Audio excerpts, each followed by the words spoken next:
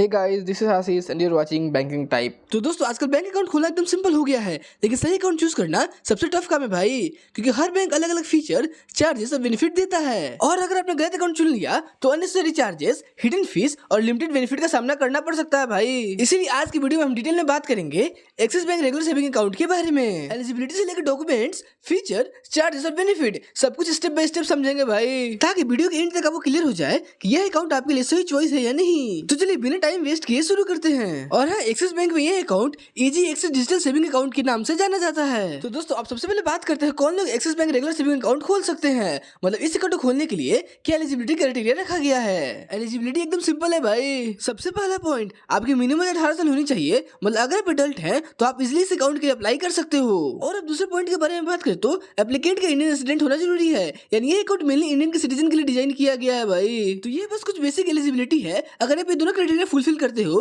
तो आप इस अकाउंट को ओपन करने के लिए एलिजिबल हो। तो दोस्तों अब जब एलिजिबिलिटी आपको क्लियर हो गई तो अगला स्टेप होता है डॉक्यूमेंट रेडी करने का, क्योंकि बिना डॉक्यूमेंट के अकाउंट ओपनिंग पॉसिबल ही नहीं है भाई। एक्सिस बैंक ने यहाँ प्रोसेस काफी सिंपल रखा है, सिर्फ कुछ बेसिक डॉक्यूमेंट के साथ आप अपना regular saving account easily open कर सकते हो। तो चलिए देख लेते हैं कौन कौन से डॉक्यूमेंट लगेंगे। अकाउंट ओपन करने के लिए आपको चाहिए सबसे पहले पैन कार्ड, फाइनेंशियल ट्रांजैक्शन के लिए मैंडेटरी है, और दूसरा आधार कार्ड, आइडेंटिटी और एड्रेस प्रूफ दोनों के लिए वैलिड है भाई। और तीसरा एक ऐसा फोन नंबर जो कि आपके आधार कार्ड से लिंक हो। और अब बहुत से लोगों के मन में आ रहा होगा कि वो अकाउंट ओपन करते समय ये आधार कार्ड है, ये पैन कार्ड यूज कर सकते हो अकाउंट ओपन करने के लिए, तो इसका सीधा आंसर होता है नहीं भाई। आप अपना अकाउंट वीडियो केवाईसी की हेल्प से खोलोगे, वहाँ भी आपको प्रॉपर डॉक्यूमेंट फिजिकल फॉर्म में ही दिखाने पड़ेंगे, चाहे वो आधार कार्ड हो या फिर पैन कार्ड। तो भाई ये बेसिक डॉक्यूमेंट ही रेडी रखने हैं आपको अकाउंट ओपन करने के लिए। एलिजिबिलिटी और डॉक्यूमेंट्स क्लियर हो गए, अब आती है सबसे इंटरेस्टिंग बात, बेनिफिट्स की, क्योंकि आखिर अकाउंट खोलने का फायदा तभी है जब वो आपको डेली लाइफ में कन्वीनियंस और एक्स्ट्रा वैल्यू दे।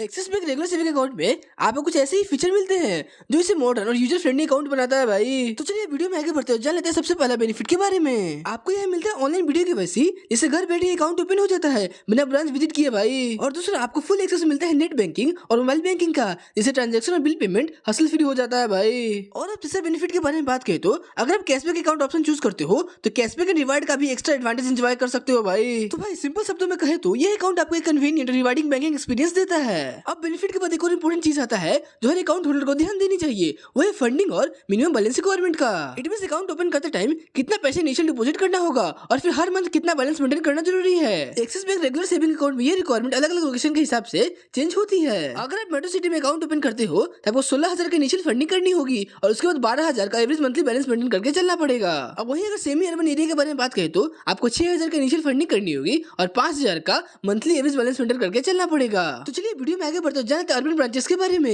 यहाँ थोड़ा ज्यादा बैलेंस मेंटेन करना पड़ता है, यहाँ पे आपको 15,000 की इनिशियल फंडिंग करनी पड़ेगी और 12,000 का एवरेज मंथली बैलेंस मेंटेन करके चलना पड़ेगा। और फाइनली अगर आप रूरल एरिया में अकाउंट खोलते हो तो रिक्वायरमेंट सबसे कम है, इनिशियल फंडिंग 3,000 की करनी होगी और 2,500 का एवरेज मंथली बैलेंस मेंटेन करना पड़ेगा। तो आप देख सकते हो एक्सिस बैंक ने यहाँ मिनिमम बैलेंस के रिक्वायरमेंट को एरिया वाइज डिजाइन किया है ताकि हर टाइप के कस्टमर के लिए फ्लेक्सिबिलिटी बनी रहे। अब दोस्तों फंडिंग और मिनिमम बैलेंस की बात तो हमने कर ली, लेकिन एक और चीज समझना जरूरी है, अगर आप रिक्वायर्ड बैलेंस मेंटेन नहीं करते हो तो क्या चार्जेस लगेंगी। Axis bank regular saving account में non maintenance charge area wise होती है और यहाँ हम बात कर रहे हैं मेट्रो ब्रांचेस की। अगर आप मेट्रो सिटीज में अकाउंट ओपन करते हो तो चार्जेस कुछ इस तरह अप्लाई होती हैं। अब मान लो अगर आपका एवरेज मंथली बैलेंस 11,000 से 12,000 के बीच है तो आपको वहाँ 50 रुपए का चार्ज पे करना पड़ेगा, और वहीं अगर 9,000 से लेकर 11,000 के बीच है तो वहाँ पे 250 का चार्ज पे करना पड़ेगा। अब अगर आपका एवरेज मंथली बैलेंस 3,000 से 6,000 के बीच आता है तो 450 का पेनल्टी चार्ज पे करना पड़ेगा। और सबसे ज्यादा चार्ज तब लगेगा जब आपका एवरेज मंथली बैलेंस 0 से 3,000 के बीच हो, इस केस में आपको 600 तक का चार्ज पे करना पड़ सकता है भाई। तो क्लियर दोस्तों, जितना कम बैलेंस मेंटेन करोगे उतना ज्यादा ही चार्जेस लगेंगे, इसलिए अकाउंट खोलने से पहले अपना सिटी और बैलेंस रिक्वायरमेंट ध्यान में रखना बहुत इंपॉर्टेंट है। अब मेट्रो के बाद बात करते हैं अर्बन एरियाज की।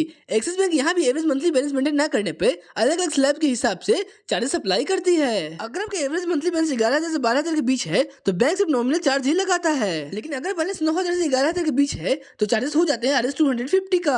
अब अगर एवरेज मंथली बैलेंस और नीचे आ जाए, यानी 6,000 से 9,000 के बीच में हो जाए, तब भी आपको RS250 का ही चार्ज पे करना पड़ेगा भाई। और सबसे ज्यादा चार्जेस तब लगेंगी जब आपका एवरेज मंथली बैलेंस 0 से 6,000 के बीच में हो, इस केस में आपको 600 तक का चार्ज पे करना पड़ेगा भाई। तो सिंपल सी बात है भाई, जितना बैलेंस मेंटेन करोगे उतना ही कम चार्जेस लगेंगी। और अब मेट्रो और अर्बन के बाद बात ही आती है सेमी अर्बन और रूरल एरियाज की। सेमी अर्बन एरिया में अगर आपका एवरेज मंथली बैलेंस 4,000 से 5,000 के बीच में है तो नॉमिनल चार्ज ही लगेगा, और वहीं अगर 2,500 से लेकर 4,000 के बीच में आता है तो आपको 150 का चार्ज पे करना पड़ेगा भाई। तो देखो भाई, अगर आपका एवरेज मंथली बैलेंस 0 से 2,500 के बीच में है तो आपको 300 का चार्ज पे करना पड़ेगा। अब रूरल आइडिया के बारे में बात करें तो यहाँ पे एवरेज मंथली बैलेंस रिक्वायरमेंट है 2500 का। तो देखो भाई, अगर आपका बैलेंस 1000 से 2500 के बीच में है तो बैंक आपको नॉमिनल चार्ज ही पे करने को बोलेगा। लेकिन वही अगर आपका बैलेंस 0 से 1000 के बीच में हो जाता है तो आपको 150 का चार्ज पे करना पड़ेगा भाई। तो दोस्तों, चाहे मेट्रो हो, अर्बन हो या सेमी अर्बन हो या रूरल हो, हर जगह एक ही बात कॉमन है, जितना कम बैलेंस मेंटेन करोगे उतना ज्यादा पेनल्टी चार्ज देना पड़ेगा। तो दोस्तों, ये तो सारी बातें होगी नॉन मेंटेनेंस चार्ज के बारे में। तो चलिए वीडियो में आगे बढ़ते हैं और जान लेते हैं अकाउंट ओपन करने के बाद सबसे ज्यादा यूज होने वाली चीज होती है डेबिट कार्ड। एक्सिस बैंक के साथ आपको दोनों ऑप्शन देखने को मिल जाते हैं। सबसे पहले आता है वर्चुअल डेबिट कार्ड, जो बिल्कुल फ्री है और इसके थ्रू आपको ऑनलाइन शॉपिंग और ऑफर का भी फायदा मिलता है। और अब दूसरा ऑप्शन आता है फिजिकल डेबिट कार्ड का, जो वीजा का प्लेटिनम डेबिट कार्ड होता है। लेकिन फिजिकल कार्ड के लिए आपको कुछ चार्ज पे करना पड़ेगा भाई। जैसे कि मान लो अगर आपको कार्ड इशू करवाना है तो उसके लिए 500 का चार्ज पे करना पड़ेगा। और वहीं अगर एनुअल चार्जेस के बारे में बात करें तो वहां भी 500 का एनुअल चार्ज पे करना पड़ेगा। अब मान लो अगर आपका कार्ड खो गया, फिर डैमेज हो गया या फिर आपको रिप्लेस करके चाहिए तो उसके लिए भी 100 का चार्ज पे करना पड़ेगा कार्ड रिप्लेसमेंट के लिए। तो दोस्तों, बेसिक यूज के लिए फ्री वर्चुअल कार्ड काफी है, लेकिन अगर आपको फिजिकल कार्ड चाहिए तो उसके लिए थोड़ा एक्स्ट्रा चार्ज पे करना पड़ेगा भाई। तो देखो भाई, ये तो सारी बातें हो गई डेबिट कार्ड और उसके चार्जेस के बारे में। अब बात करते हैं एक और इंपॉर्टेंट चीज की, जो कि है ट्रांजैक्शन चार्जेस का। इट मींस आपको डेबिट कार्ड से क्या ट्रांजैक्शन लिमिट दी गई है, तो चलो उसको भी क्लियर कर देता हूँ। सबसे पहले अगर आप एक्सिस बैंक एटीएम यूज करते हो तो आपको मंथली 5 फाइनेंशियल ट्रांजैक्शन बिल्कुल फ्री मिलते हैं। लेकिन वही अगर आप अदर बैंक एटीएम यूज करते हो ट्रांजैक्शन के लिए तो उसके लिए कुछ और लिमिट दी गई है। आपको मेट्रो सिटीज में मिलता है 3 free transaction, financial non financial दोनों मिलाकर। और वही नॉन मेट्रो सिटीज में आपको मिलते हैं 5 फ्री मंथली ट्रांजैक्शन। अब मान लो अगर वो ट्रांजैक्शन का फ्री लिमिट खत्म हो गया है, लेकिन उसके बाद जब ट्रांजैक्शन करते हो तो उससे कुछ चार्जेस लगेंगी। तो चलिए वो भी क्लियर कर देता हूँ। आपको हर फाइनेंशियल ट्रांजैक्शन के लिए RS21 का चार्ज पे करना पड़ेगा और हर नॉन फाइनेंशियल ट्रांजैक्शन के लिए RS10 का चार्ज पे करना पड़ेगा। तो देखो भाई, बेसिक लिमिट तक ट्रांजैक्शन बिल्कुल फ्री है, लेकिन ज्यादा बार यूज करने पर चार्जेस देने पड़ेंगे भाई। तो बहुत से लोग कंफ्यूज हो जाएंगे कि फाइनेंशियल ट्रांजैक्शन और नॉन फाइनेंशियल ट्रांजैक्शन होता है क्या है। तो चलिए वो भी क्लियर कर देता हूँ। फाइनेंशियल ट्रांजैक्शन वो होता है जैसे कि पेटीएम में जाकर कैश विड्रॉ करते हो, वो आता है फाइनेंशियल ट्रांजैक्शन में। और अब नॉन फाइनेंशियल ट्रांजैक्शन के बारे में बात करें तो आप पेटीएम में जाकर पिन जनरेट करते हो, मिनी स्टेटमेंट निकालते हो या फिर बैलेंस इंक्वायरी करते हो, ये आता है आपका नॉन फाइनेंशियल ट्रांजैक्शन में। तो डोमेस्टिक के बाद चलिए देखते हैं इंटरनेशनल एटीएम ट्रांजैक्शन के बारे में। यहाँ चार्जेस थोड़े हाई होते हैं भाई। आपको हर फाइनेंशियल ट्रांजैक्शन के लिए RS125 का चार्ज पे करना पड़ेगा और वही नॉन फाइनेंशियल ट्रांजैक्शन के लिए RS25 का चार्ज पे करना पड़ेगा भाई। साथ ही कभी आपका ट्रांजैक्शन डिक्लाइन हो जाए तो उसके लिए 25 रुपीज का चार्ज पे करना पड़ेगा भाई। तो चलिए वीडियो में आगे बढ़ते हैं, जान लेते हैं इस अकाउंट के डेली लिमिट्स के बारे में। आप एक दिन में मैक्सिमम 50,000 तक रुपए कैश विड्रॉ कर सकते हो एटीएम से। और पीओएस लिमिट फिर ऑनलाइन ट्रांजैक्शन लिमिट के बारे में बात करें तो वो 2 लाख रुपीज रखी गई है। तो दोस्तों, international users transaction decline daily use limit सब क्लियर डिफाइन किया गया है ताकि आप अपना अकाउंट रिस्पॉन्सिबली मैनेज कर सको बिना किसी टेंशन के। तो भाई अब बात करते हैं अकाउंट के साथ मिलने वाली स्पेशल फैसिलिटीज और ऑफर की, जिसे और भी अट्रैक्टिव बना देता है भाई। सबसे पहले अकाउंट ओपन करने के 30 दिन के अंदर अगर आप अपना पहला डेबिट कार्ड ट्रांजैक्शन कंप्लीट करते हो तो आपको मिलता है 500 का शॉपिंग वाउचर, जो ग्रैब डील पर रिडीम किया जा सकता है भाई। इस वाउचर से आप 200+ ब्रांड पर शॉपिंग कर सकते हो बिना किसी परेशानी के। साथ ही हर महीने आपको मिलता है एक complimentary ticket and book my show. बस कंडीशन ये है, बुकिंग आपको एक्सिस बैंक के ई डेबिट कार्ड से करनी होगी भाई। और हाँ, ऑनलाइन शॉपिंग करने वाले के लिए एक और बेनिफिट है, flat 1% cashback on online spending through E debit card. तो चलिए बात करते हैं इंश्योरेंस बेनिफिट की, जो आपको मिलता है ऑनलाइन रिवॉर्ड फिजिकल कार्ड के साथ। सबसे पहले बात करते हैं पर्सनल एक्सीडेंट कवर की। यहाँ पे आपको मिलता है 5 लाख तक का पर्सनल एक्सीडेंट कवर और साथ ही साथ आपको मिलता है 1 करोड़ का एयर एक्सीडेंट कवर और साथ ही साथ 50,000 का परचेस प्रोटेक्शन कवर भी मिलता है भाई। अब मान लो अगर आप ट्रेवल करते हो, लॉस ऑफ बैगेज हो जाता है, फिर डिलेड बैगेज हो जाता है, तो उसके लिए 500 USD का कवर आपको मिल सकता है भाई। तो देखो भाई, डेली ऑफर्स, कैशबैक और इंश्योरेंस बेनिफिट मिला के इस अकाउंट को कंप्लीट पैकेज बना देता है भाई। अभी तक हमने इंश्योरेंस और वाउचर्स की बात की, लेकिन इस अकाउंट से आपको और भी एक्सक्लूसिव कैशबैक और पर्क्स मिलते हैं। अगर आप फ्लिपकार्ट या अमेजन पे शॉपिंग करते हो तो आपको मिलता है यहाँ फ्लैट 10% का कैशबैक। और हाँ, जोमेटो, टाटा 1mg में खरीदारी या फूड ऑर्डर करने वालों के लिए बड़ा फायदा है, यहाँ मिलता है फ्लैट 20% का कैशबैक। साथ ही अकाउंट ओपन करते ही आपको मिलेगा कम्प्लीमेंट्री वर्चुअल डेबिट कार्ड, जो ऑनलाइन ट्रांजैक्शन के लिए काफी कन्वीनियंट और सिक्योर है। और जैसे मैंने पहले ही बताया, आपको मिलता है 500 शॉपिंग वाउचर और हर महीने complimentary ticket on book my show. इसके लिए जितना भी आप ऑनलाइन स्पेंड करोगे डेबिट कार्ड से, उसे मिलेगा फ्लैट 1% का कैशबैक। तो दोस्तों, कैशबैक हो, शॉपिंग वाउचर, एंटरटेनमेंट बेनिफिट, ये अकाउंट उन लोगों के लिए परफेक्ट है जो अपने डेली स्पेंडिंग और लाइफ स्टाइल थोड़ा स्मार्टर बनाना चाहते हैं। तो दोस्तों, अब बात करते हैं ऑटो सेव फैसिलिटी की। नॉर्मल सेविंग्स अकाउंट पे आपको सिर्फ 3.5% का रिटर्न मिलता है, लेकिन इस फीचर के थ्रू